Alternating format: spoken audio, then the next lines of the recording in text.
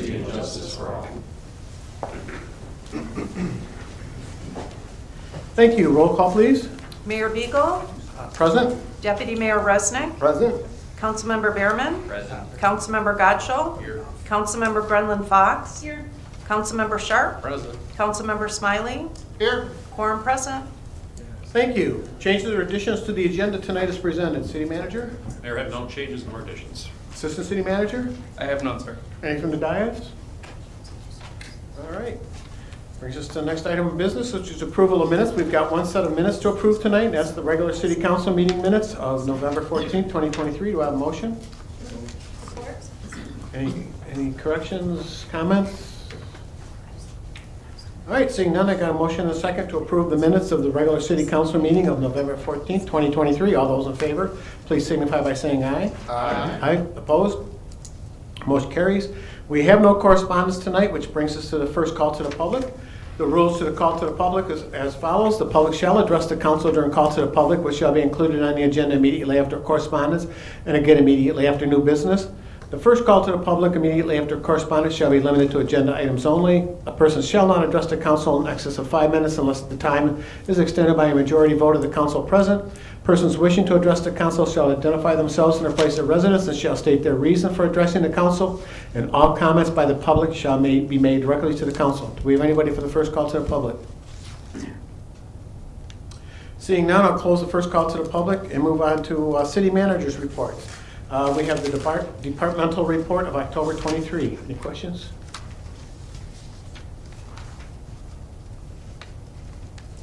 All right. Which moves us to the consent agenda. All items listed on the consent agenda are considered routine by the city council and will be enacted by one motion. There'll be no separate discussion of these items unless a council member so requests, in which event the items will be removed from the consent agenda and added to the regular agenda at the end of unfinished or new business. Do I have a motion? So moved. Support. Thank you, Mayor. All right, I got a motion and support to approve the agenda, consent agenda as presented tonight. All those in favor, please signify by saying aye. Aye. Opposed? Motion carries. We have no unfinished business tonight, which moves us on to new business number 1, which is a recommendation to approve the introduction of an ordinance to amend the Code of Ordinances for the City of Wixom, Title 18, Zoning, Chapter 18.24, Definitions, Section 18.24.080, to revise the definitions of the mini warehouse and storage units as recommended by Planning Commission. Do I have a motion? So moved. Support. Assistant City Manager Benson. Thank you, Mayor. Before you this evening are a series of ordinance amendments. They are somewhat related, specifically New Business 1 and New Business 2, and then New Business 3 and New Business 4. So I will cover kind of the larger picture for New Business 1 and New Business 2, and then if there are any questions, we can you work through those. We also have Mateo Pasalacqua with Carlisle Workman Associates, who's covering for Mr. Lawan tonight, dealing with some medical concerns. So for this particular item, the amendments to the definitions section related to mini warehouse and storage units, this all stems from a conversation with the Planning Commission earlier this year about storage units in the city, how many we have, the different types that there are, and whether they wanted to take a closer look at our regulations related to them and see if there's any adjustments or tightening up that is warranted for recommendation to City Council. The result of various meetings and public hearings and kind of working through these processes are what is before you tonight. Specifically for definitions, the idea or the recommendation is to more specifically define mini warehouse and storage units and break them up into 2 different categories: climate controlled facilities, as well as the traditional single-story outdoor storage units, if you will, where the drive-up facilities. This definition revision and clarification then goes directly towards new business number 2, where we would be we're recommending new specific standards that correspond to those new definitions.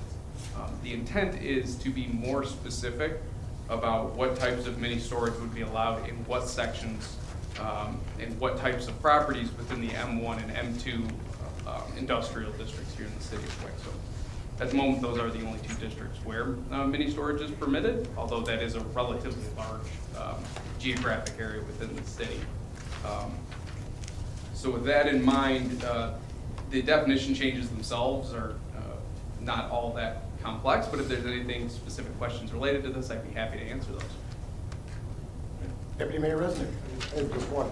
So in the case of the open yards that are used, a lot of people store RVs and boats and, shrink wrap and just store on the land itself.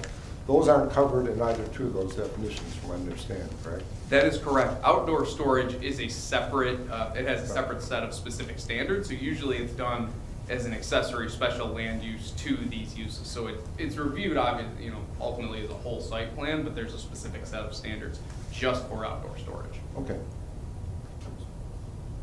Anybody else? All right.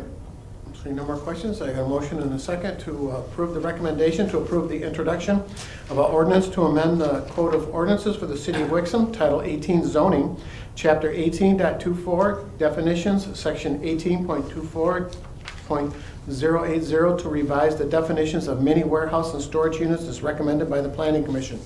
All those in favor, please signify by saying aye. Aye. Opposed? Very good, motion carries. New business number 2 is a recommendation to approve the introduction of an ordinance to amend the Code of Ordinances for the City of Wixom, Title 18, Zoning, Chapter 18.09, Industrial Districts, Section 18.09.020, and Section 18.09.040 to revise the specific standards applicable to a mini warehouse and storage buildings for lease within industrial districts and change the mini warehousing and storage to a special land use in the general industrial zoning district as recommended by the Planning Commission. Do I have a motion? Or Again, System Manager Benson. Thank you, Mayor. There are two pieces to this. The recommended amendments to 1809-020 simply to change mini warehouses and storage units from a permitted use to a special land use in the M2 General Industrial District, where previously it had been a use permitted by right. The M2 district as a whole is relatively small. It's really only applicable to the former Ford property. And this particular change was a recommendation just to sort of clear that up and add some layers of protection in case any of the former Ford properties that aren't zoned GPUD, which then have development agreements, it just gives a little bit extra layer of control related to storage on those properties. The amendments to 1809-040 reference back to the recommended definition changes and then add new and more detailed standards for reviewing special land use requests for climate-controlled self-storage facilities and drive-up self-storage facilities. Specifically adding things like minimum lot sizes, more detailed requirements for building spacing, governing the maneuverability, building height, all of those kind of factors. There are a number of them in there, and I'm not going to cover each of them individually. But again, if there are any questions about the specific standards or the change in use, we would be happy to address those. Any questions? Councilmember Geisel? Thank you. Not a question per se, but on the list of roads that these can't face, it's Pontiac Trail right now instead of Pontiac Trail. So, Oh, thank you. understood. Any other questions? Correct?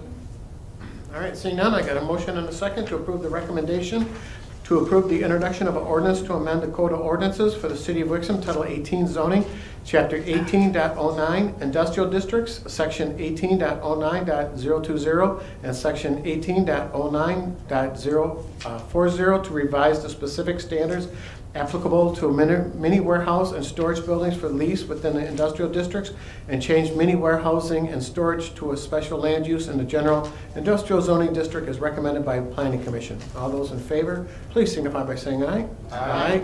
Opposed? Very good, motion carries.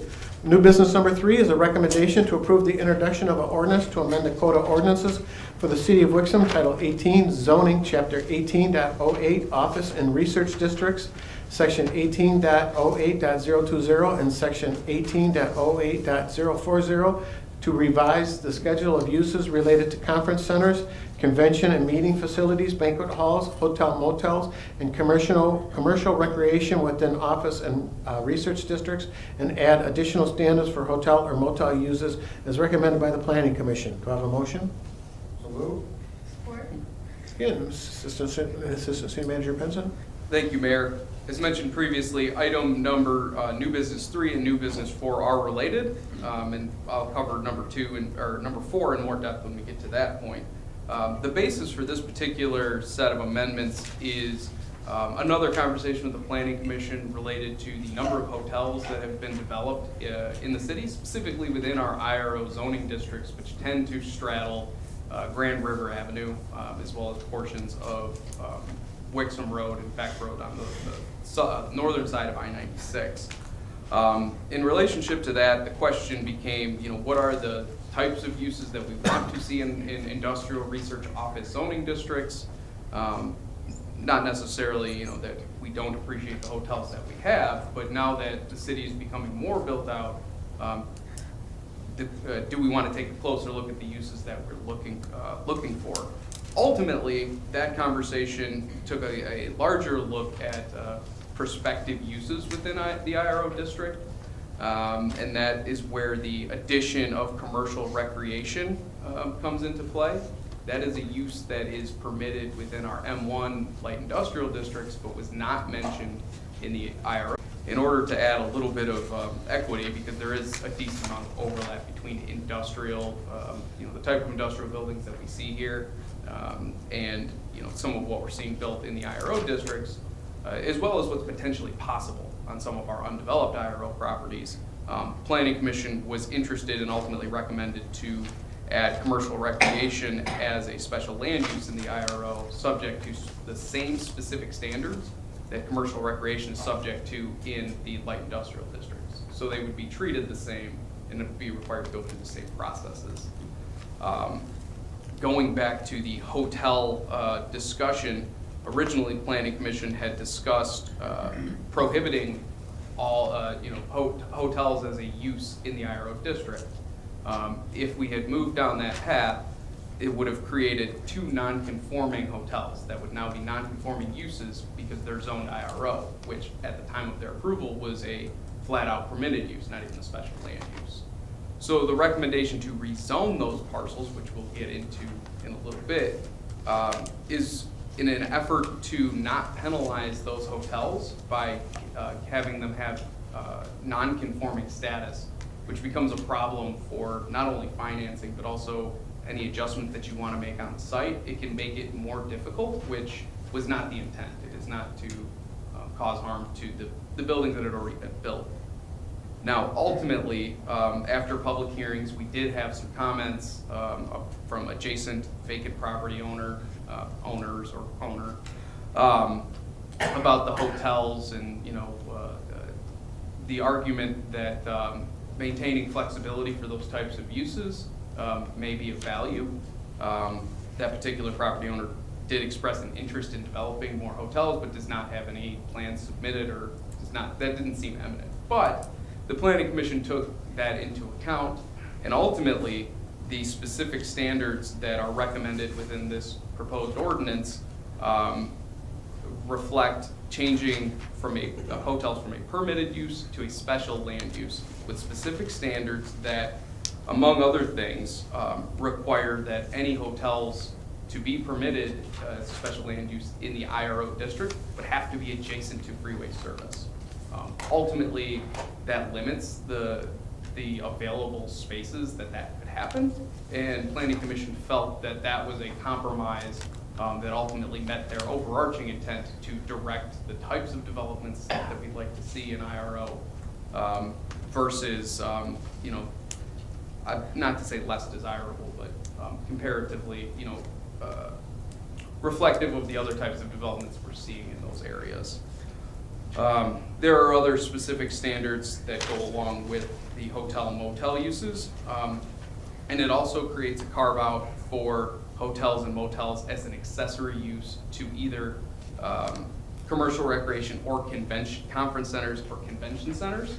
which again, it was intentional to create some flexibility for potential larger uses. Think things like suburban showplace, or, you know, those where there is an accessory hotel, and they wanted to be able to provide an avenue for flexibility for, you know, a larger project that may happen down there.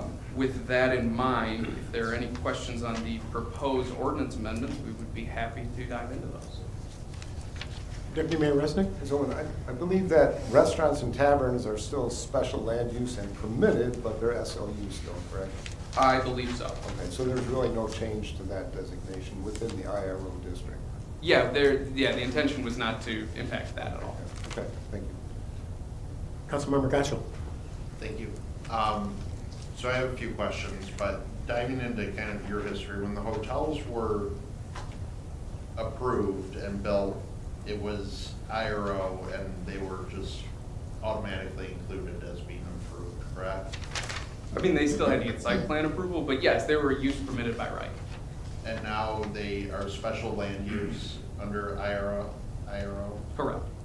And then planning commission had thought about doing away with that completely. And now instead they want to leave it as special land use but add restrictions? They want to move it from a permitted use to a special land use. So that's adding a layer of discretion and then adding standards that they, you know, essentially exercise that discretion by. So is it a special land use now or permitted use? It's a permitted use right now. Okay. So looking at, I mean, we have to kind of cross, as you mentioned earlier, 3 and 4 are related in this case.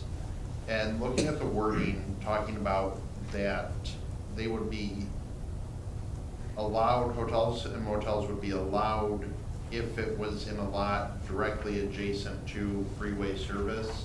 Are we counting across the street as directly adjacent or just on the same side of the street? Yes, across the street was considered adjacent. Okay, so this wouldn't negatively impact that property owner? That is correct. Okay, They would still have to get special land use approval, but it leaves the option open to move down that path for, there are, I believe, 2 parcels that are unspoken for, so to speak, that would be impacted by that. okay. That's, I wanted to make sure to include it across the street because it doesn't, that would seem like a very strange here to split basically for planning commission that only on this side where you've got a few, but not on the other. I mean, it's kind of, it'd be the gateway to the other commercial industrial uses down the road. It's not any different. And then I couldn't tell from the map, is Woodspring also freeway service now? It seemed like it would be right on the border of freeway service and B3. The newest hotel in the Myers Outlet is B3.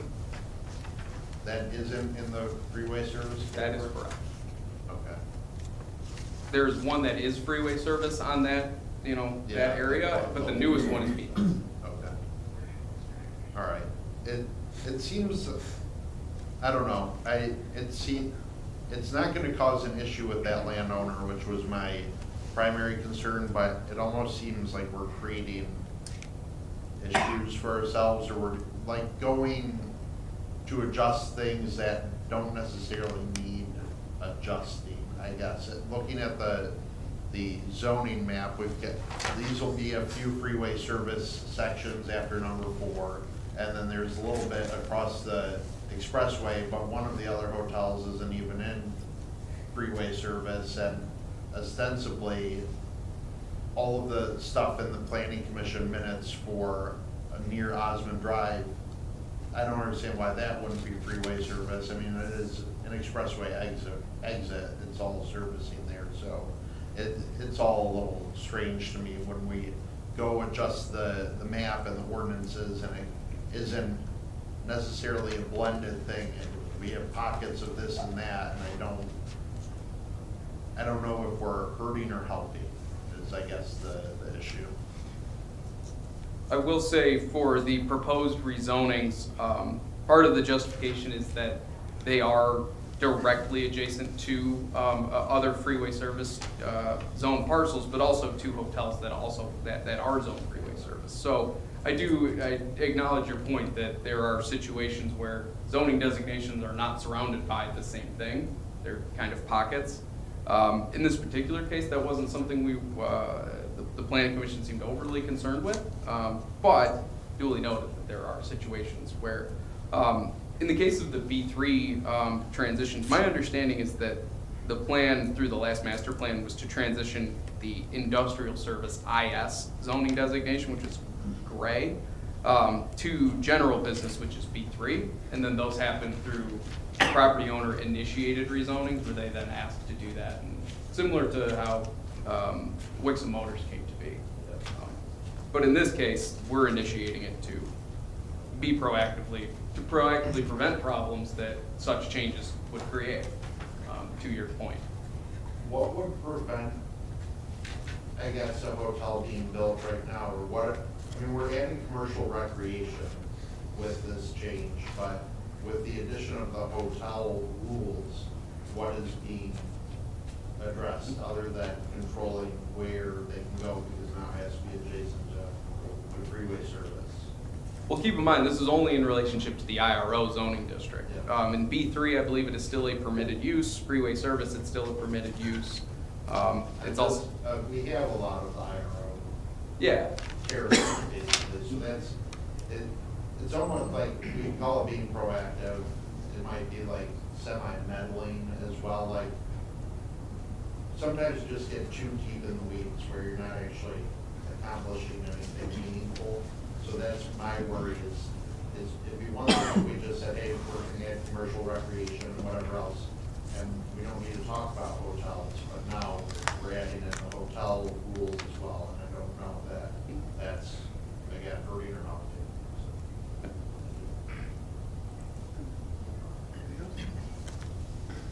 All right, seeing none, I've got a motion and a second to approve the recommendation to approve the introduction of an ordinance to amend the Code of Ordinances for the City of Wixom, Title 18, Zoning Chapter 18.08, Office Research and Research District, Section 18.08.020, and Section 18.08.040 to revise the schedule of uses related to conference centers, convention and meeting facilities, banquet halls, hotel motels, and commercial recreation within office and research districts, and add additional standards for hotel and motel uses as recommended by the Planning Commission. All those in favor, please signify by saying aye. Aye. Opposed? Very good, motion carries.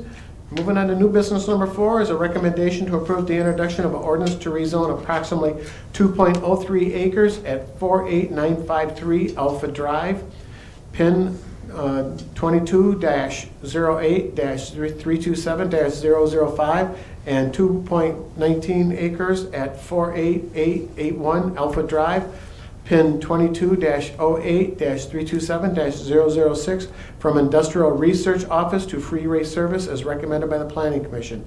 Do I have a motion? so moved. Support. Assistant City Manager Benson. Thank you, Mayor. Last one, I promise.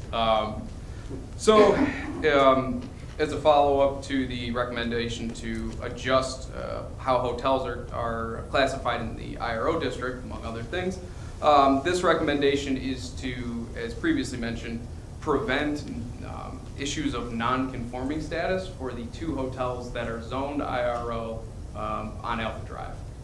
These would be the only properties that could potentially have that are developed that could have a specific adverse impact related to those ordinance changes, because they wouldn't have the special land use and specific adherence to the standards that have been put in place previously, and that can create issues farther down the line, again related to refinancing or sales, or even making adjustments on the property itself. So the staff and planning commission are proactively recommending to rezone those parcels to freeway service. Functionally, it would have no impact on the operation of the businesses today. But if there are any specific questions about these rezonings, I'd be happy to answer. All right, seeing none, I got a motion and a second to approve the recommendation to approve the introduction of an ordinance to rezone approximately 2.03 acres at 48953 Alpha Drive, PIN 22-08-327-005, and 2.19 acres at 48881 Alpha Drive, PIN 22-08-327-006 from Industrial Research Office to Freeway Service as recommended by the Planning Commission. All those in favor, please signify by saying aye. Aye. Opposed? Motion carries. Thank you. Moving on to new business number 5 is a recommendation to award a 3-year contract for the summer concert series to JAG Entertainment of Wixom, Michigan in the amount of $30,000 for 2024, $30,900 for 2025, and $31,830 for 2026, and authorize the mayor to sign the agreement. Do I have a motion? Move. Support. Very good. Ms. McGee? As you all council is aware, we've had this concert series for over 16 years, and it's been very successful. So before you tonight, we did go out for bid for the concert series itself as far as an entertainment company, and we only had one bidder, which is JAG Entertainment, which has done our entertainment for the last 16 years. We did have 9 other viewers on BidNet that looked at the proposals, so there was some interest out there, but we're very happy with JAG, and we're looking for approval from you tonight. The contract. Very good. Yep.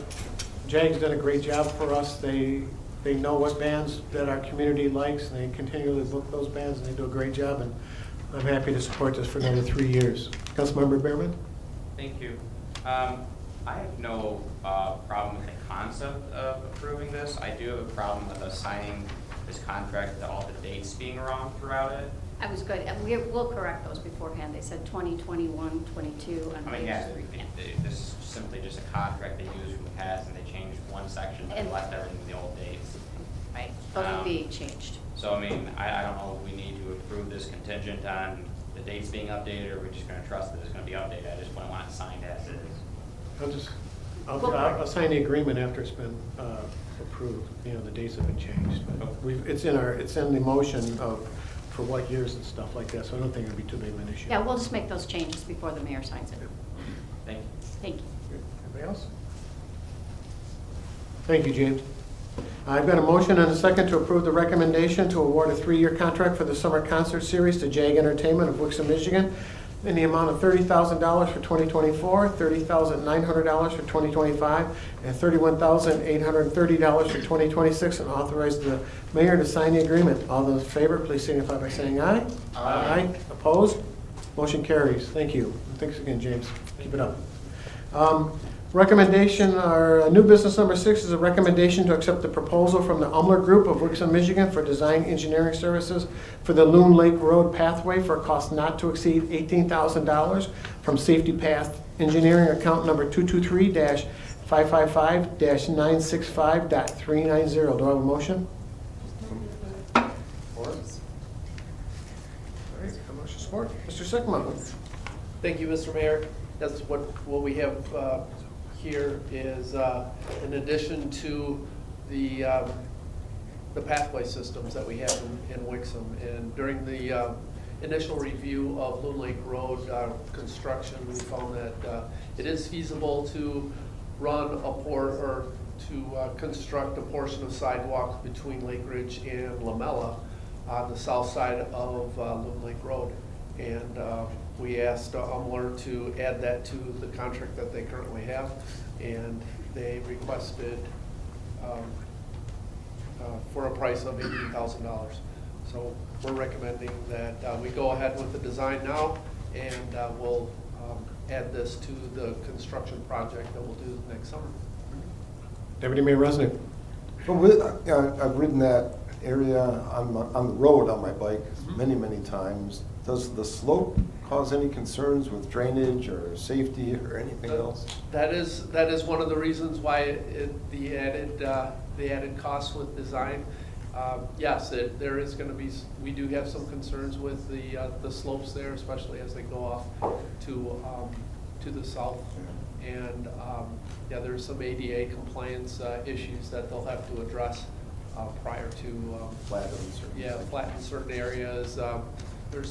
I think there's 30 feet and of 8% grade, and then it has to level out for a certain amount of time and then go down again. So yeah, We're hoping that that works out with the driveways that are there, and maybe we can level them out that way, but that'll be part of that design. It would be nice to get off the road, so we're hoping that gets done. Yes. Thank you. Councilmember Grillen Fox? Actually, I'm all set. Okay, thanks. Councilmember Gatchel? Thank you. So we're going to add this to the Loon Lake construction project overall, which will be done at the same time as the road? Correct. Any idea of how much, like cost-wise, we're looking at adding because of this? Because I noticed like having to move drainage and whatnot. We do not have that cost estimate yet. Okay. There was a question of how wide, and we plan to go 6 feet wide. And, yeah, we haven't gotten that cost estimate, so we don't have the construction costs yet. This will come out of the sidewalks and pathways budget that was passed earlier this November. Okay. And you had mentioned, like, hopefully we can tie into the driveways that are there. What if we can't? Like, It will be all within the road right of way. So Yeah. we have all our right of ways for this area already. What I was referring to was the level portions. When you go level, yeah, that's the plan. And I would expect that would happen either way. I know this is to do the engineering, so we don't exactly have an answer, but do you think there's a situation, right? I mean, I think there's a few lots right on the turn that the yards are fairly sloped.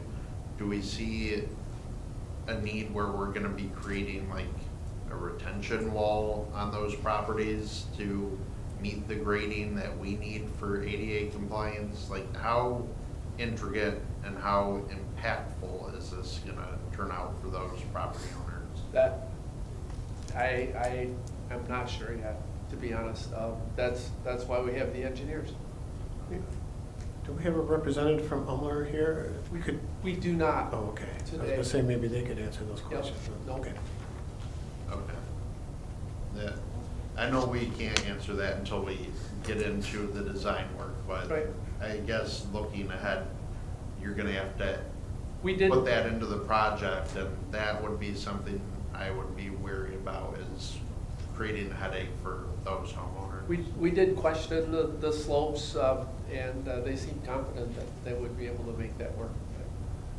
That will remain to be seen. Okay. All right, thank you. Councilmember Sharp? Thank you, Mayor. I support this, Mr. Sikma, though I didn't do my homework as well as I should have, and usually do when it comes to engineering items. How does this compare to what we've been paying HRC for safety path engineering? And the reason I ask is I seem to recall a much larger number for our 12-mile road project between St. Catharines and Alfred Boulevard, which looks to be maybe slightly longer than the 1,220 feet that this is, but I seem to recall something close to $80,000 for that engineering bill. But I don't know. So I'm just asking, just off the top of your head, do you have any I don't have that- recollection on that? that number. Because this looks very affordable, $18,000 to me, versus some of the numbers in the back of my head. So I'll do my homework for next time, but I just want to make some council aware, this looks like a really good offer from them. So, and local business, so I know we've worked with them before. I think we've had some varying degrees of success with Umler, but based on some feedback I've gotten from you. But just want to keep them in the forefront for future projects. Thank you. Very good. Councilmember Behrman? My thought process was they're already doing the street there. It makes perfect sense for them to do the sidewalk. Right. And there's zero reason to bid that out, so thank you for not bidding it out. Councilmember Sharp? Thank you, Mayor. And I was thinking about that too. Maybe there's some efficiencies they're gaining, but still for being there already. But yeah, anyway, affordable project that I support. Thank you. Anybody else? All right, thanks, Tim. Thank you. Seeing nothing, I've got a motion and a second to approve the recommendation to accept the proposal from Umler Group of Wixom, Michigan for design services for the Loon Lake Road pathway for a cost not to exceed $18,000 from Safety Path Engineering number Count number 223-5-555-965.390. All those in favor, please signify by saying aye. Aye. Opposed? Motion carries. Thank you. You're welcome. New business number 7 is a recommendation to authorize the purchase of 10 Flock Safety Falcon license plate recognition cameras with installation, polls, and proprietary software for 1 year at the cost of $36,500 and an annual fee of $30,000 from Flock Safety of Atlanta, Georgia. Authorize the required budget amendment and authorize the mayor to sign the agreement. Motion? So moved. Support. Very good. Chief Langmeyer. Good evening. Hello. What you have in front of you is a request from the PD to purchase these license plate recognition cameras to put within the city. I'm no expert on flock cameras, I'm not going to lie to you, but I do have my department expert here. And I'd like to have him come up and address you guys. This was his staff and command project. This was a project that he's been working on since day one. Sergeant Mahala has become our go-to guy when it comes to talking to these. He put a lot of extra work into this. I'd like to give him the honor to come up here and present this to you, if that's okay with you folks. Perfectly fine.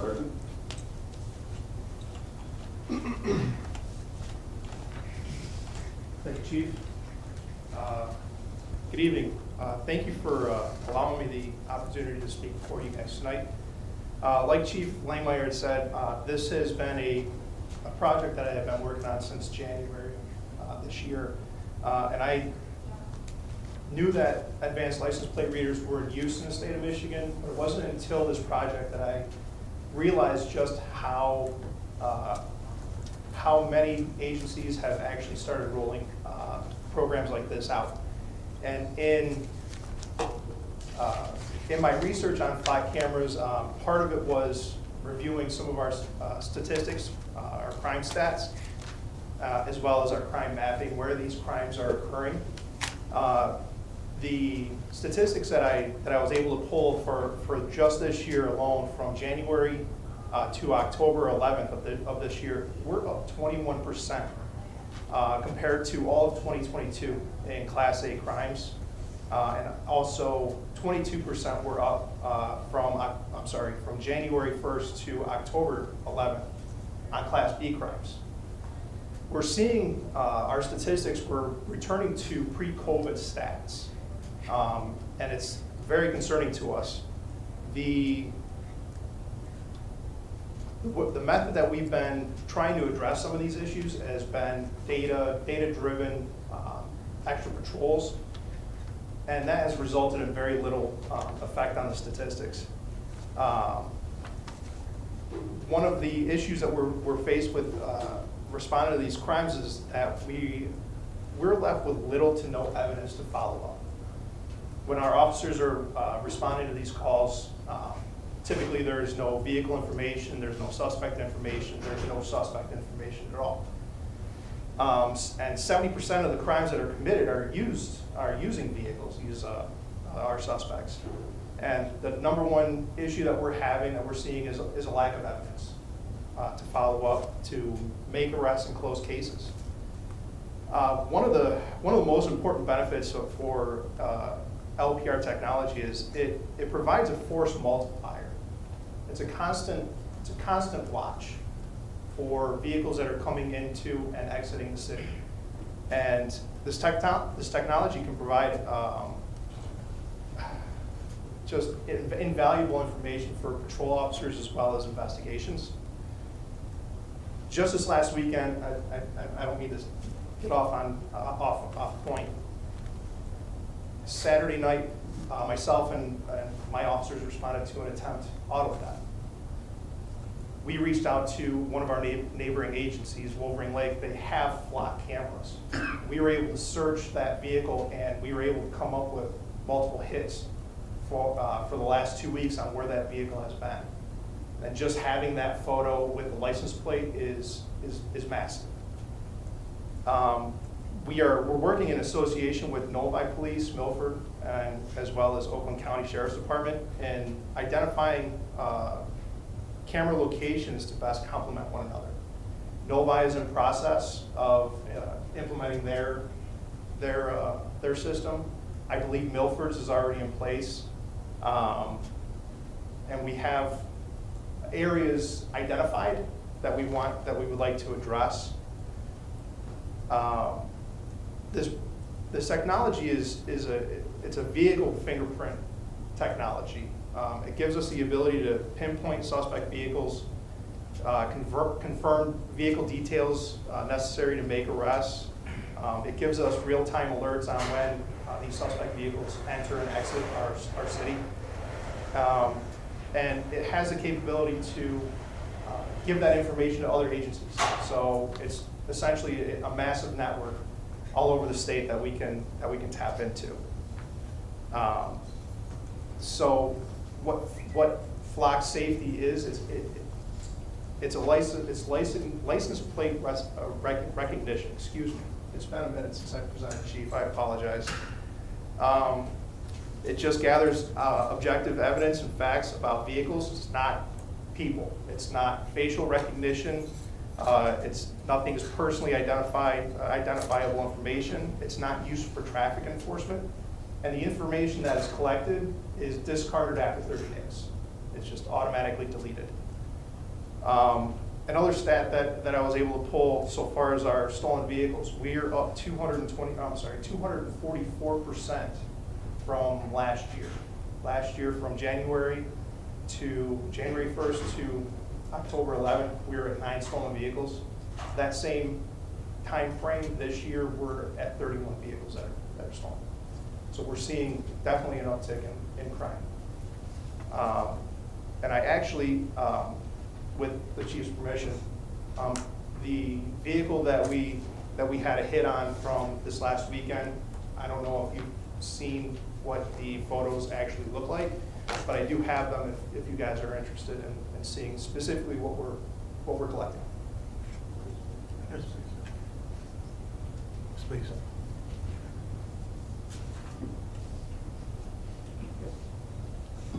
I only have a handful, so. Just pass it. Yeah. Just pass it. So what you're seeing is multiple hits, and it also gives us the location, date, and time of when that vehicle crossed in front of the license plate reader. So, let's repeat this again. There's no facial recognition or anything like that. It's just license plate. And we only hold the data for 30 days unless so requested, correct? So we're not invading anybody's privacy by putting these up or anything like that? No, sir. Very good.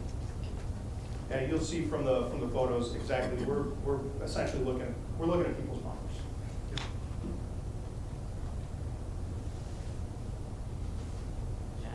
The other interesting part of this technology is that we don't necessarily have to have a license plate in order to search for a vehicle.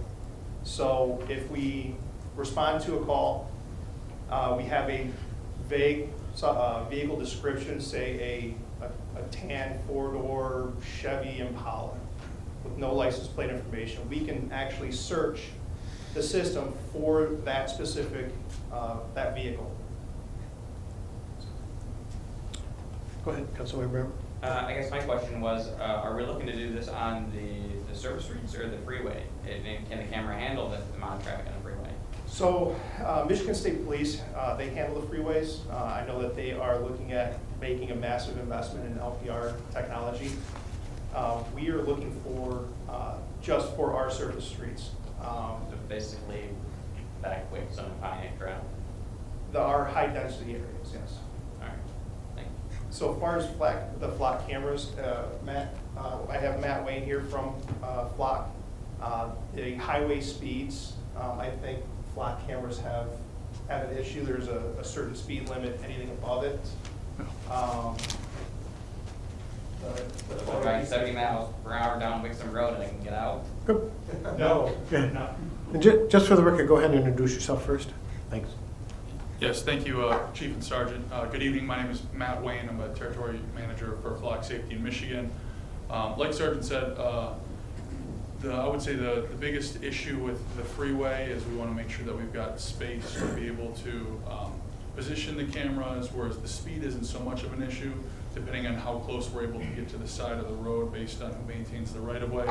it can get up to 70 miles per hour, up to 2 lanes in one direction. Deputy Mayor Resnick. Oh, thank you, Mayor. I've got a number of questions here. I'll just go through them. Matt, while you're up there still, the flock camera also identifies make, model, and color if possible, if it's a daytime. Is that correct?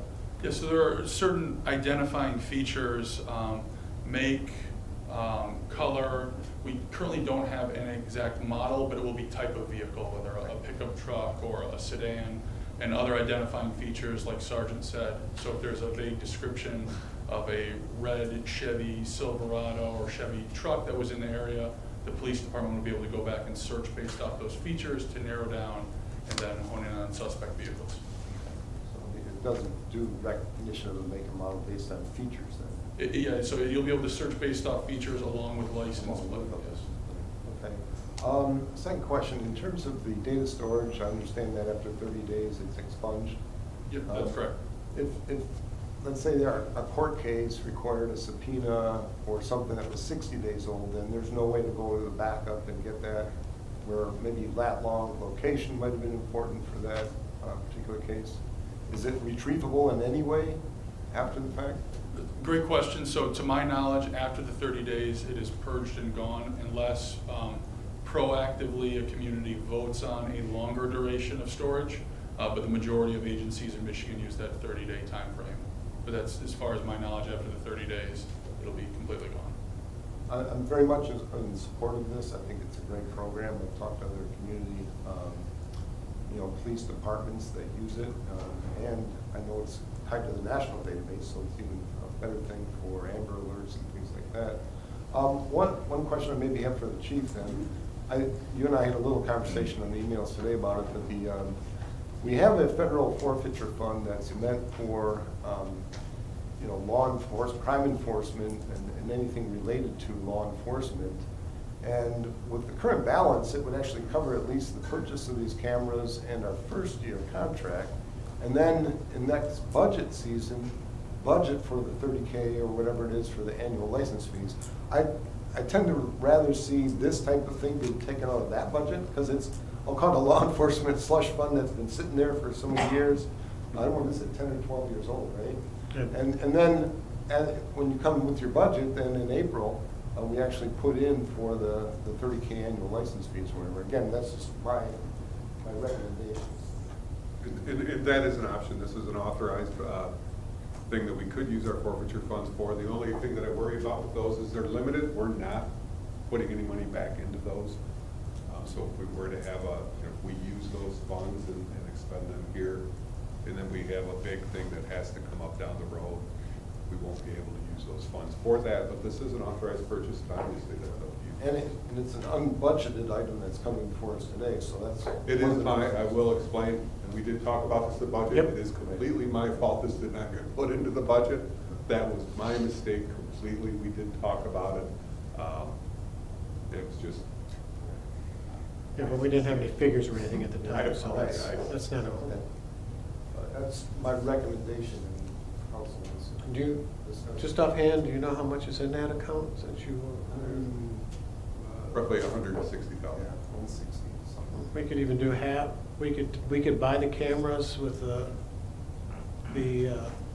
fund and then budget amendment for the 30,000, and then we still have money in case something happens. Again, that's completely up to you folks. We'll make sure it makes it the budget next year. Councilmember Smiley? Thank you, Mayor Beagle. Couple things, well, just on the forfeiture funds. Yeah, I kind of understand what you're saying, Chief Langmeyer, that it's kind of like your little emergency fund for stuff, and perhaps, yeah, maybe some split of it or just some portion of it until we get it, on the budget. But that's not, it's not if it's 160,000, that's, it's a substantial amount of money, but it can get eaten up quickly if we're not careful what you kind of pick to use it for. So I'm kind of iffy on that for those reasons. My original questions. Where is it here? So based on the fact that several neighboring communities already have this system in. Are we kind of a hole in this system right now where criminals can escape into us and not be seen as well, or? I would not say we are a hole in the system. We would be joining in with our neighbors. The departments around us that have them, Wolverine Lake, Novi is in the process of getting their permitting and getting theirs Oh, put they're in. still in the process. Milford is in the process of getting theirs put in. I think they have some actually up. But Okay. we would just be benefiting, we'll be working with them to make Oh, sure that yeah. we have the biggest coverage that we can. Oakland County Sheriff in South Lyon is putting them in Milford Road and Grand River area. I know that's one of the areas they're looking at. We're hoping Commerce picks them up here pretty soon. But it's, we want to make sure that we work together to get the most bang for our buck. For example, Novi has indicated that they're gonna have some cameras down near Beck and Grand River. Okay, well, if they're gonna have some cameras down there, that means we don't necessarily have to worry about it, but maybe we've gotta look at Beck and Pontiac Trail then.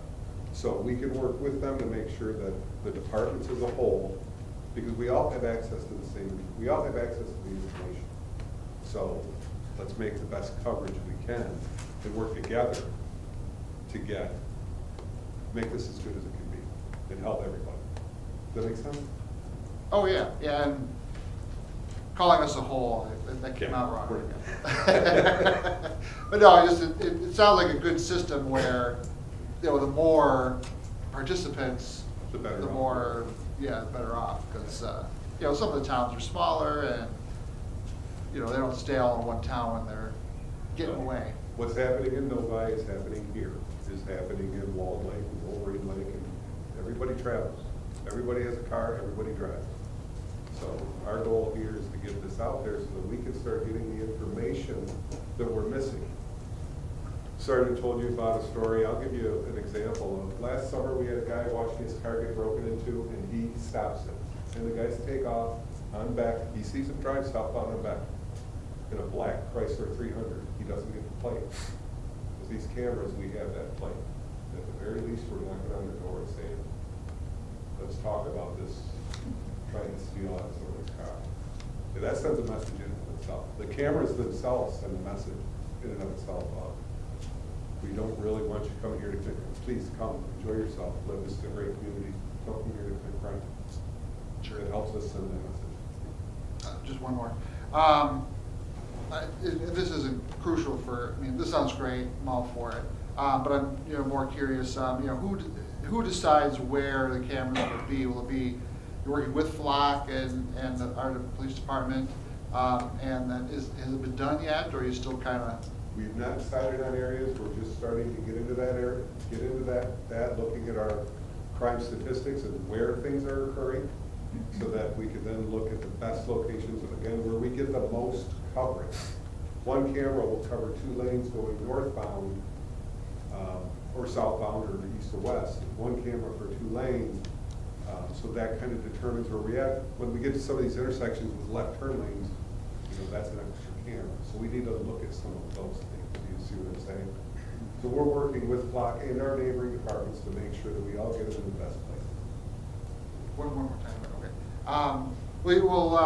What brought us to the number of 10? We must have looked at, and Flock kind of like, hey, you need 10, you need. No, that was really kind of us. We looked at the places we thought, before we were even talking to Matt and those folks, we just kind of sat down and said, okay, we think we would like them here, in this area, in this area, in this area.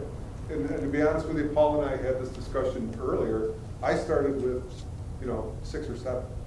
But then we started looking at them and going, well, we need 2 here, and we need 1 here, and we'd like to see 1 over here, and we ultimately ended up at 10. So that's kind of how that came about. There was nothing scientific about it. It was just discussions. Sure. So. Very good, okay. Thank you to all 3 of you. Assistant City Manager Benson. Thank you, Mayor. It's a question. I've heard businesses, specifically local businesses like Beck Business Center and some others, they've talked about installing specifically Flock cameras, and my understanding is that there's some ability to, be able to utilize that connection for our own general public safety purposes, and I was wondering if you guys could maybe talk a little bit more about how that relationship might work. And Works the same way, right? They have to share. Yeah, I can answer that question. So we do have different teams at Flock Safety who will work with, whether it's businesses or HOAs, apartment complexes, that they essentially could purchase and go into agreement with Flock Safety. And in doing so, they could share with their local police department. It would be like getting more cameras up in a community that doesn't have to be funded through the police department or through the city. They obviously wouldn't have any of the same access that the police department has. They're very limited with what access they would have, but they can share that information with the police department for their investigations. thank you. Councilmember Gerlin Fox? Thank you.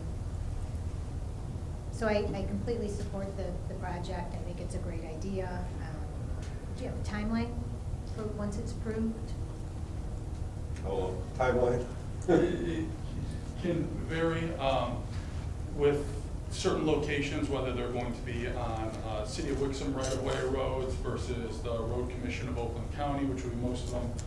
Usually with county permits, turnaround time could be 2 to 3 months getting installed. And then the other thing we have to worry about now, depending on how quickly we move, is with the ground freezing, with the weather. If we're going to be putting poles in the ground, we have to make sure that there's suitable conditions to be able to install. So I would say probably everything, within a few months or so, but varying on the weather and the permitting process. Spring, early Spring. summer? Yeah. Okay. That was my hope before everything picks back up, because that's generally what we see is the winter, everybody wants to stay inside, and got a lot of people outside. I don't blame them. In the spring is when crime starts to pick up a little bit, and that would be my hope to have them out by then. Sure. And then as far as the information or the images being purged in 30 days, would that change if you have an active investigation going? Can you keep them longer? Yeah, we can go in and mark a photograph and keep it as evidence, Okay, great. so it's not deleted. Okay. And then I'm glad that the facial recognition was brought up, because I know in some communities, the issue's been Big Brother, and there's been concern around that, so thank you for talking And I about that understand as that. well. Thank you, Mayor. Councilmember Gassion? Thank you. Some other questions have come up as other council members have been talking about this, but when I was reading this in our packet, I've been pretty torn about it for just kind of infringement on people's rights, even though I know you can't expect to have any privacy when you're in public and whatnot, but looking at, I guess, the map that was included of where we've had theft from auto and stolen vehicles and being in more of our apartment area off of Pontiac Trail, it looks like. Years ago, we had this discussion about the apartments doing a better job, whether it was security patrols, security cameras, something else. And I'm not sure that they've done that, and they seem to be leading in the number of crimes that are going on. Do they have security cameras up in the apartments? Do we know? Typically, if they have security cameras, it's going to be close to their clubhouses. Okay. Some of these apartment complexes are so massive that they have cameras in every parking lot that they're just not there.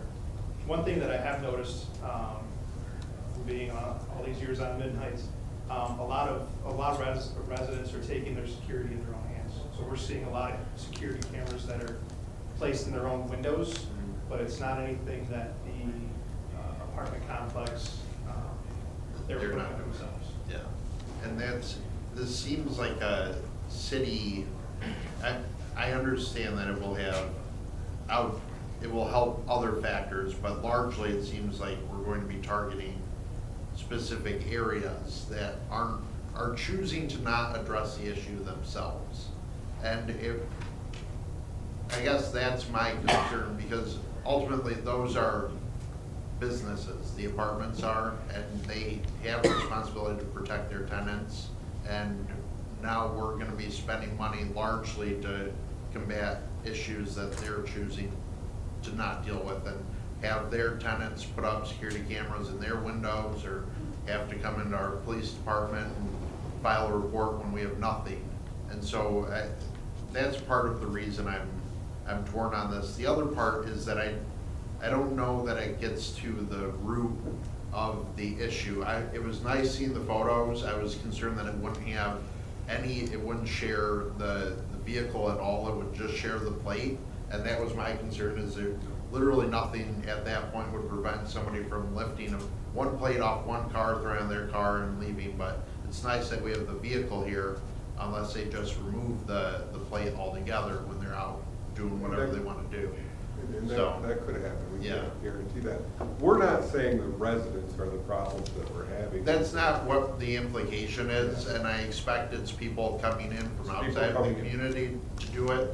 But to me, even though in regard to our whole city budget, it's not a statistically significant amount of money, it's still money being spent before the operators of those businesses are choosing to deal with problems. And that's, I guess, where I get a little bit of the heartache from, is they should be trying to take care of the issue. And security cameras, I think, would be a lot more helpful, and even if they put up these as well, but that's what, we have to know who's doing it. I mean, people can wear masks, what have you, there's always gonna be people that can get around things, but we're spending money to deal with their problem. 66% of it is their problem. And instead, we're gonna spread the cost amongst all of our taxpayers. My hope is down the road that maybe if this works out very, very well for us, that we can start talking to some of these other areas about the possibilities of these kinds of cameras, or, you know, a better security system in some of those things, and we can go down that road, you know, once we get a little bit further into it. Looking at the deputy mayor's suggestion, I know we aren't adding funds to that now because we aren't a part of the task force any longer, but in some of the examples given in here, it's talked about drugs being seized or cash being seized. Do those funds, can we then use those funds to add into or reimburse our slush fund, as the deputy mayor called it, or do those always have to, what happens to those funds? Do they have to stay separate? Forfeiture funds can go in, but there's two kinds, there's state and federal. Yep. Okay, we would have to use federal here because state forfeiture funds have to be used for drug enforcement specifically. Okay. These would kind of apply across the board as crime as a whole, and that's where federal fits in. If we were to get any big federal forfeitures from a task force or something like that, then yes, that money goes back in there. But that's why, right now, we don't have anybody like that, so that's why I say, you know, when we use that fund up, it's done. But in terms of like, after everything's through in the legal system, if we've pulled somebody over that had a significant amount of cash, like civil forfeiture, basically, are we holding those funds? What's happening with those funds? We would hold those funds until we got through the court cases, and then the forfeiture case itself is a separate entity. It's a civil thing from the criminal thing, but now in Michigan, you have to wait until the criminal one's done before you can take those funds. Okay. With respect to the accessibility and working with other departments, when they want to run a search, or I guess is the data that we have openly available to them whenever they want it, or if they want to check a specific location on a vehicle, they have to contact us first? So it's available to them when they want it. We can say we don't want to share our data, but really the recommendation that I have is that we share our data with everybody. That's what pretty much everybody does. So that when I query a car, you know, I look for a certain license plate, it's gonna come up with 5 or 10 pings, and that may be the last 5 or 10 cameras you drove by, and we can start to narrow down where that car actually belongs. Does that make sense? Yep. And then depending what happens, if we were to add or remove lessen the number of cameras being used, is that annual 30,000 that is just what it is, or does that vary depending on how many cameras are being used? That's based upon the number of cameras. Okay, so if that went up, then that 30,000 is gonna go. Okay. And if it went down, it would go down. Okay. Let me just go through my other notes here. In terms of placement, I noticed that we're gonna try and use existing poles. I would prefer We talked about that, but then we talked with Matt and the installers a little bit about that. The reality is it's probably better to use their poles, just because trying to, first of all, get permission from the county to put something on their pole. It's easier just to get permission to, put your own in and attaching things to theirs and all their specifications and all of that stuff, and the different kinds of poles there are out there and where it's at and does it fit. So, our discussion with Flock was 9 times out of 10, it's easier. It's something we can consider, but most of the time it turns out with the solar panels and all of that stuff that it's better that we just use their equipment. So what are the poles going to look like then? I think it was in there, but they're black, but they're about 5 foot tall. They're like a little bit taller, so it'll be about, a black 12-foot breakaway pole on the side of the road, and we've got already a process in place, like I mentioned, with the road commissioner of Oakland County. We can send the specs to the public works here as well, too, if any questions. So 12 feet, are they gonna be near other utility poles or just standalone on there? I guess where it comes from, and we've kind of joked about it, is like the amount of signage we have and poles in the city, and it genuinely is an issue. Drive down Loon Lake at night with your brights on and you've got 30 signs glaring at you, so.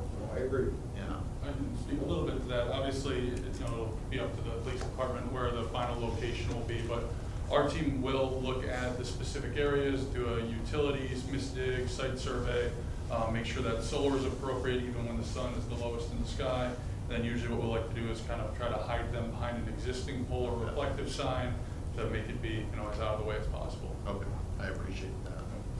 I think that's all I have. Thank you. Very good. Councilmember Sure. Thank you, Mayor. A lot of really good points, and Chief Langmeyer, thank you for your time this afternoon to discuss this. I had 3 things, rather than unknowing endless list from other council members. 3 things I wanted to bring up. One was installation. I think you covered that with Councilmember Gottschall's. But I did want to be sure I understood it, because $650 for each one sounds amazingly affordable. Is that all in? You're gonna take the pole, you're gonna put it in the ground, you're gonna run power to it, although it sounds like it's solar. Solar power. And communications are all self-contained in there, so And permitting. sending a signal somewhere else, and $650 each, that's all in, all handled by Flock. Yep, that's correct. Okay, great, thank you. Second item was transparency with the residents, because Yeah. someone's gonna ask, what are these, like their cameras up here? I think, and I hope I can get some council nodding of heads, we would need to be proactive and communicate with the residents what we're doing.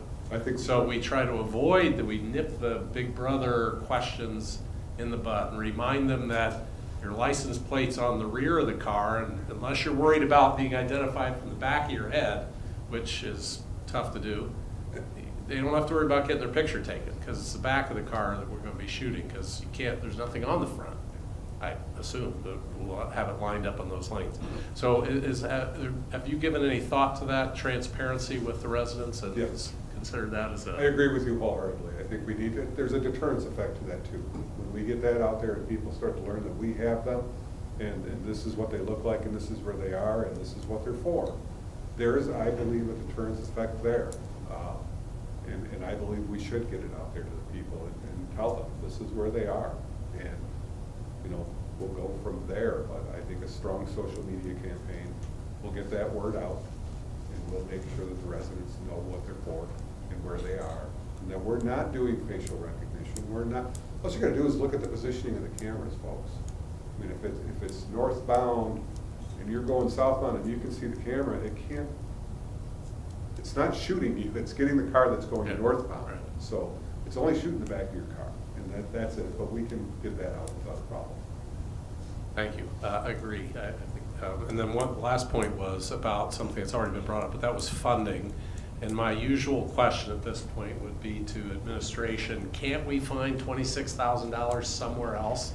But thankfully from Deputy Mayor Resnick, we did, which I support, to fund it from the forfeiture funds, and maybe the whole amount, because we did have $10,000 in there for security cameras for something else, and I'll bet we can't use forfeiture funds to put a security camera in front of the city hall or something like that if we need to. Maybe we can, I don't know. But we've got to be careful how we use those scarce dollars. So if we can find another source of funding, which it sounds like there's a potential, I would support getting it from, rather than just raiding our general fund, that we find a dedicated funding source. So I support the forfeiture funds. Anyway, that's it. Thank you. Councilmember Graham Fox? Thank you. A follow-up question to Councilmember Sharp, and I agree with the transparency. Chief, I'm glad to hear you say that as well. One question though, would we want to say where they're at? Does it matter where they're at? Just that they're out there?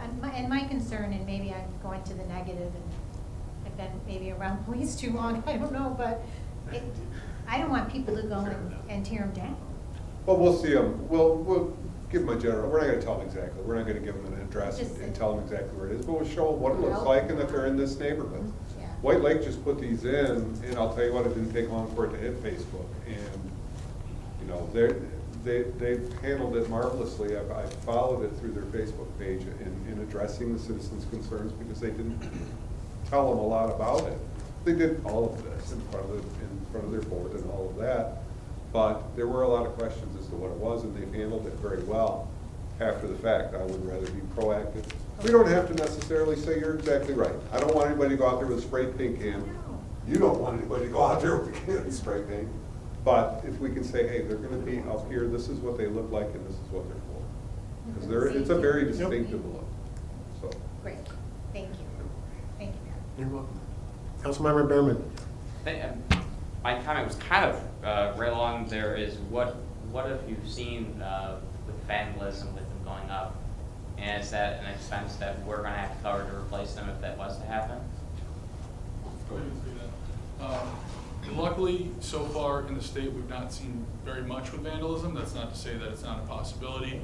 And then with our service agreement, so everything that would be covered would be anything that the equipment would fail on its own. If there is any sort of vandalism, it is covered, but there's an additional cost depending on if a pole needs to be replaced, a camera needs to be replaced. It's not at full cost, but for theft or vandalism, those would be the only two things you'd see an additional cost for potentially. And that was, I mean, at $650 a piece, it's not an insane amount, but at the same time, it's not something you're seeing an issue. We currently, with all the agencies that I've worked with in the state, it's not been something we've seen very much of at all. So not to say again that it can't happen, but we just haven't seen too much of it. Maybe not one on Pontiac Trail, around 3 corners, let's go to replacing that one often. That we may not want to do that, but we'll find a place. Thank you. Yeah, I'm in support of this too, and I just think when we go out with the social media, when we do the Friday blasts and stuff like that, just tell them what we're doing. They don't even know where they're at. But I guess the big question here is, do we request a forfeiture fund, and then how much of the forfeiture fund do we do? All, half, none? I guess that. My opinion. Go ahead. You got 10,000 budgeted, right? So you take the 10,000 budgeted plus 26.5 will cover the equipment cost, right? And then do the $30,000 from the general fund. I can support that. That's next year. That'd be next year.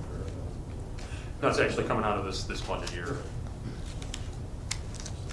It's is that correct?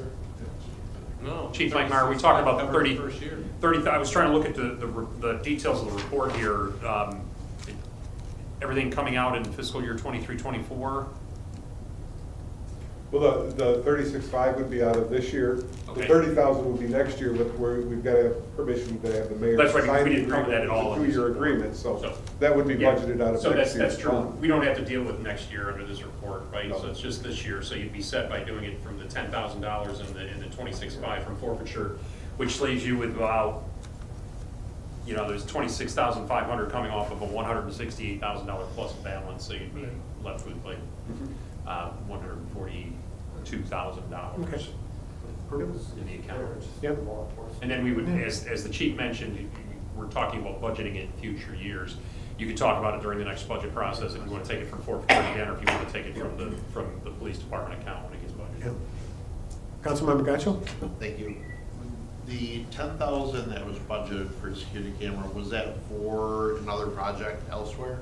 There was basic security cameras around this building. Okay. We don't have anything that's in absolute need right now. Okay. And we can utilize those funds for this. Okay, I just want to make sure we weren't going to prevent a No. project. All right. So the agenda item does not speak to the how we're handling the monies, but we'll follow the council's direction here and take the 10,000 from the existing budget process and then take 26,500 from forfeitures and Yes. plans. All right. So we don't need to amend the motion? Correct. It's not in the wording of the motion. All right. So everyone in agreement with that? Yes. I don't know, it says a budget amendment. Would that be a budget amendment to add, take it out of the? It will be a budget amendment for 26.5. Does this authorize the required budget amendment? And that's what I'm saying. Specifically what it is. Correct. So whatever we have to do to make it come to $10,000 out of the existing budget, 26.5 coming out of forfeiture, I think we're covered for that. That's clearly what we're going to do. That'd be amending the forfeiture budget. Right. We work that out in finance. Oh, I see. Okay, this is good as, this is good to say. Yep, it's good. It doesn't apply where. Yep. Now we know where it's Right. All right, very good. Seeing no more further questions, I've got a motion and a second to approve the recommendation to authorize the purchase of 10 Flock Safety Falcon license plate recognition cameras with installation, polls, and proprietary software for 1 year at $36,500 and an annual fee of $30,000 from Flock Safety of Atlanta, Georgia. Authorize the required budget amendment and authorize the mayor to sign the agreement. All those in favor, please signify by saying aye. Aye. Opposed? Motion carries. Thank you, everybody. Sergeant? Sergeant? You wanna-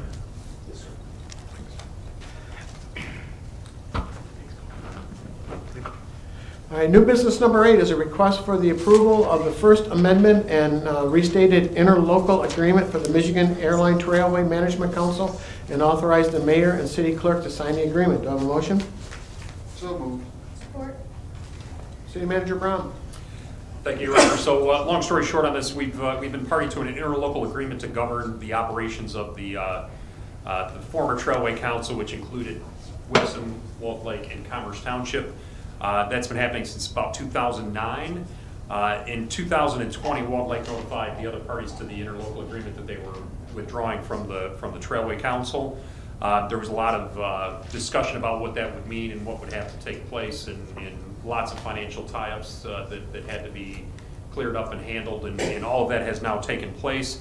The attorney for the Trailway Council actually is the Commerce Township City Attorney or Township Attorney, and that attorney prepared the draft agreement for a revised interlocal agreement.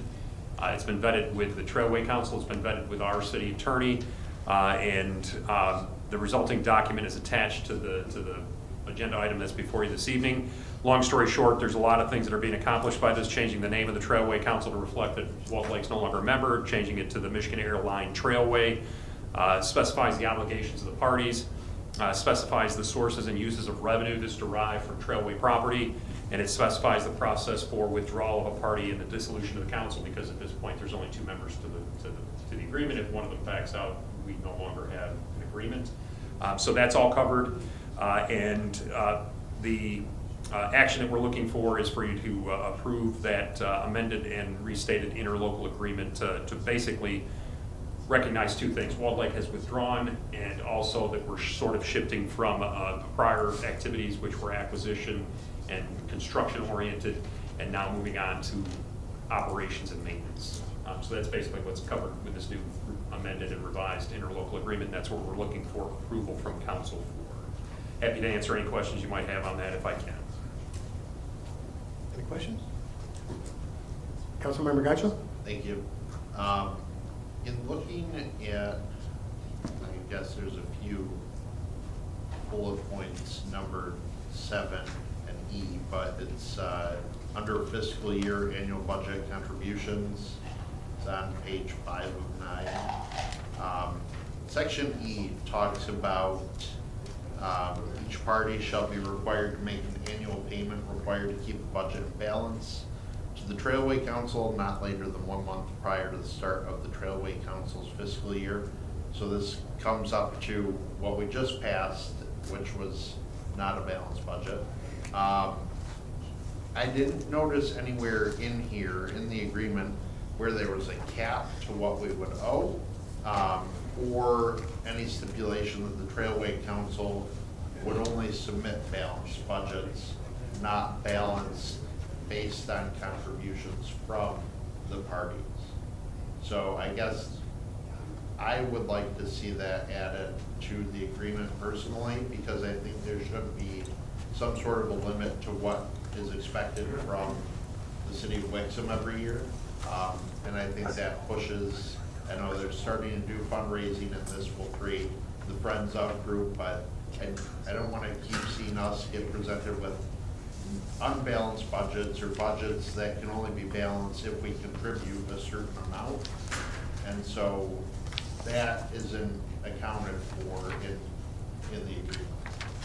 Yeah, I don't see any practical way that we could say no more than this or no more than that with year-to-year variations in what's going to be happening, what's going to be required in terms of maintenance and things of that nature. I don't see any practical way that could be accomplished, frankly. And I think the language as it states is basically, it talks about in keeping the budget in balance. That reflects usage of fund balance to balance a year-to-year budget. So I think that's okay. It's just a question of, I don't know any way that we can provide you any comfort that it's not going to be any more than this amount of dollars on an annual. That'd be like requiring us to have the ability to know what's going to happen in future years in terms of a lot of different variables. This is, obviously, you can have a withdrawal in here under the terms of the contract. If you think the year-to-year contributions are too onerous, I think you'd have the option of withdrawing from the agreement at some point in time in the future and just avoiding that in future budget years. That's really the protection that I think you would rely on. The agreement pretty much states that we're going to be taking care of our own maintenance at this point, doesn't it? So I don't foresee under what circumstances we would have some great council, Trailway Council, not our council, cost for maintenance, since Wixom will do Wixom, and then Walled Lake will be doing Walled Lake, and Commerce will be doing Commerce. But I think there should be some language in there that calls for a balanced budget that isn't reliant upon contributions. We're here if we need to be here, because it's an important asset for the communities, but I don't want to see it become, right now it's 20,000, but there's nothing to prevent it from going up. I understand we can't maybe cap that, but I think there should be a stipulation that you can't present us with any more budgets that are not balanced or are balanced based on our contributions. Just as a hypothetical, for example, right now we pay a Trailway manager a certain amount of money, and that's because there's an individual that's willing to do it for that amount of money. If something were to change in that regard, I can't foresee, what a future cost might be for a Trailway manager, for example. So I mean, there's some variables that would be outside of the control of the council, and I just don't see a way to provide that protection myself. Setting aside the capping of whatever it would be, you don't think we can add into the agreement that the budget will be balanced and it's not going to be balanced based on our contributions. So as a Trailway Council, when you create something, if we're going to make a contribution, great, but you should be relying on billboard revenue, you should be relying on fundraise revenue, not our donations. You don't think that's feasible? I really don't know. And also, you're going to have me or someone else appointed as the representative of the city of Wixom, as again, if it's getting to the point where the contributions are onerous or beyond what would be deemed reasonable, you can provide that person, me or someone else, with the marching orders to see to it that next year's budget doesn't reflect this or doesn't reflect that. And then if it's feasible, it can be implemented in that fashion. It's going to require action of both parties, essentially, since it's a two-party agreement, to get anything accomplished. So I think you'll have pretty good protection from anything that's beyond the pale, I guess. It would be too large of a requirement. You can always communicate that to your representative, me, or whoever it may be in the future, and act accordingly in that front. And then you also have the ability to not approve the budget, which is required as well. So you're gonna have some control over the amounts at a couple of different points up front through your representative, and then secondarily, when the budget's approved on an annual basis, if you find it's too much, you can bring it up at that time and ask them to go back and sharpen the pencils if you want. That would be how I would look to protect myself on that front. I think you do have protection in a couple of different ways. Yeah, I think those ways lead to conflict because they're at a point of needing to get business done, like pass the budget or do something. Whereas if it's just written into the agreement that's done every year, there's not a conflict for it. So I don't know. I don't know if anyone shares the same feelings or thoughts, but I'm not a fan of that being left out. Thank you. Deputy Mayor Resnick? Just as an example, with another trailer council I'm associated with, they did get enough from donors in one year where, I think it was last year or the year before, where they bought a trail groomer for cross-country skiing. Trailer council voted on it. That was something that was not, let's say, foreseen and planned, but they had an abundance of funds. So I don't see how you can restrict some portion of it like that in a way that would make sense for the council, because we do have always have the power to withdraw. If we give marching orders to the administrator and the representative to withdraw, just like Walt Lincoln. It was a freeway, so I supported the way it was written. Any other questions, comments?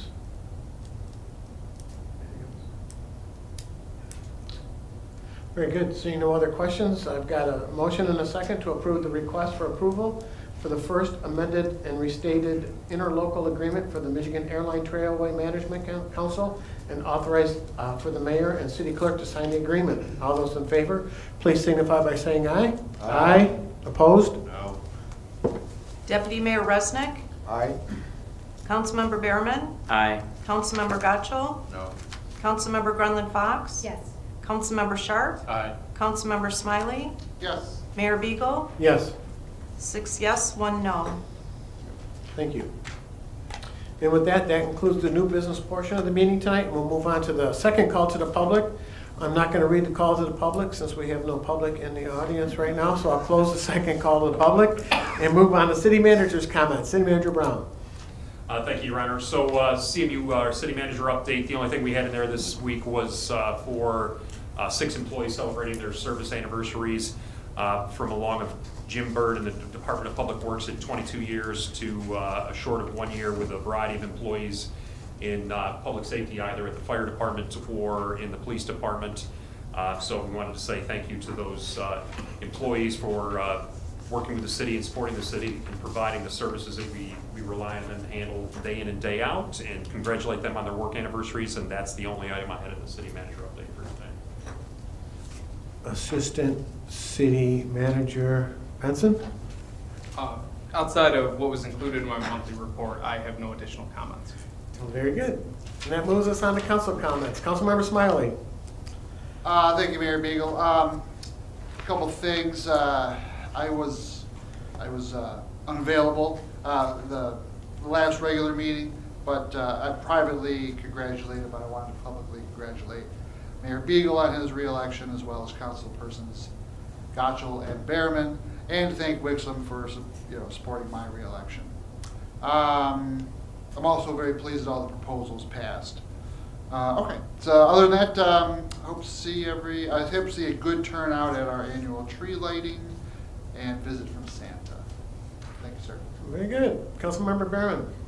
Thank you. The only thing I'll add to the tree lighting is the lights around City Hall and Community Center and the library look nice.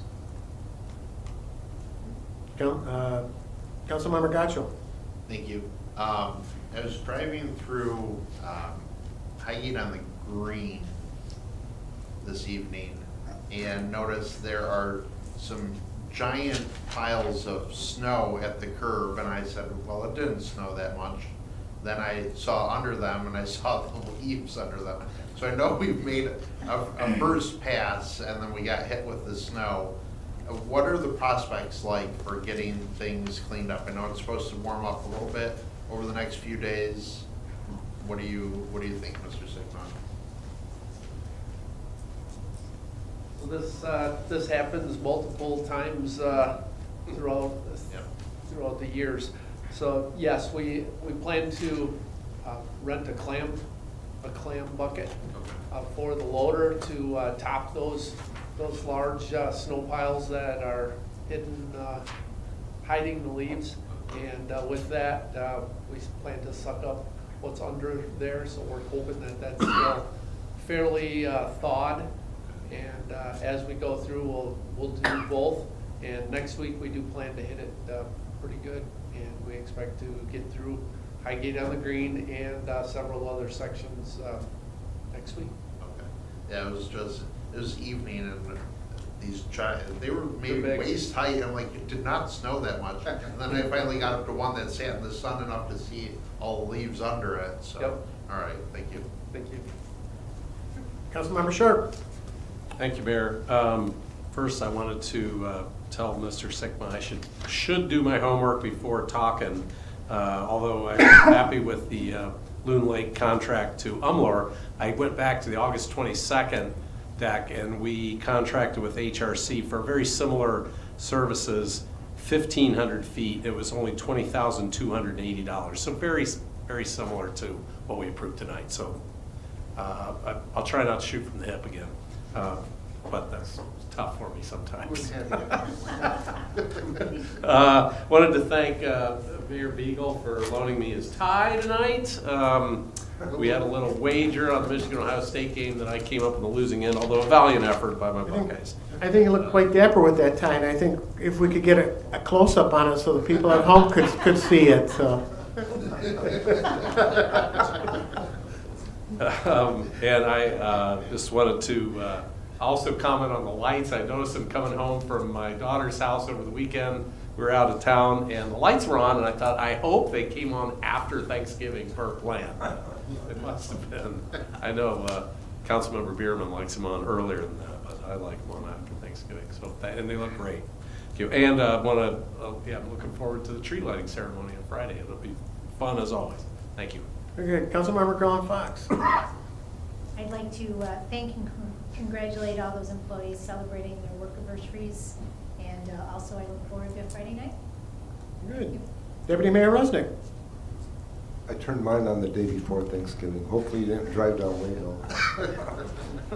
I just want to give kudos to Sergeant Mahala and the chief for looking at very innovative ways for doing law enforcement.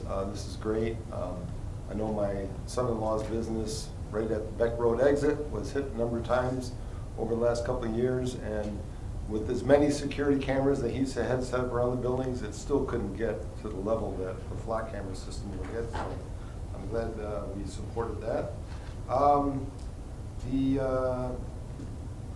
The bakery space is now occupied by Doe, so I guess get over there when.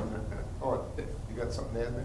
I do. I wasn't necessarily going to say it during comments, but I suppose I can. We are in the process of working on a formal ribbon cutting for them. I'll share additional information, but tentatively, but pretty likely, Thursday, December 7th at noon. But I'll follow up with more information, but that's the plan. And they are in the midst of a soft opening right now, so if you're interested in checking it out, you can go and check out the offerings at Doe right across from City Hall. Very good. And that brings another question, maybe Mr. Benson. With the exodus of brick and mortar pharmacies and CVS and Rite Aid, and now we've got a lot of retail strip mall space open. Are we seeing interest in general? For I'll say the traditional suburban strip malls, I'd be lying if I said I'm hearing a lot of calls about them. I will say though, some of the spaces that we're seeing that are vacant are relatively unique. And so reoccupation of those is different than, as an example, a Rite Aid is usually 8,000 to 10,000 square feet. That's a lot of space to occupy or subdivide.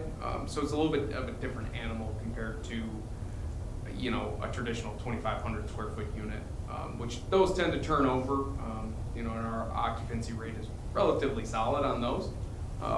I will also say, though, there seems to be a significant difference in the interest for units depending on where they're located. Obviously, our Wixom Roadster malls are, I believe, completely occupied, and our downtown units, when they do turn over, which isn't that often, the interest is significant. So it appears to be a quality-related issue. Not to say that our other units aren't high quality, but the location and attractiveness seems to make a difference. Very good. And looking forward to the tree lighting? Very good. And I'd like to thank and congratulate the 6 employees celebrating their work anniversaries and thank them for their public service to the city residents of Wixom. Stuff the squad car, we've got till the December 4th to fill that up, maybe have them deliver it and fill it up again. So let's get active on that. And then I'm looking forward to the tree lighting too on Friday. And thanks for being such a good sport, Councilmember Sharp, but I think you're getting the last revenge because all the trees in Wixom, the lights are red and white, so it's not. No Red Wings. Yeah, okay. Let's go back. And with that, do I have a motion to adjourn? So moved. All those in favor, please signify by saying aye. Aye. Opposed? Thank you. Thanks, everybody. We had a lot covered tonight. We did it. Very good time.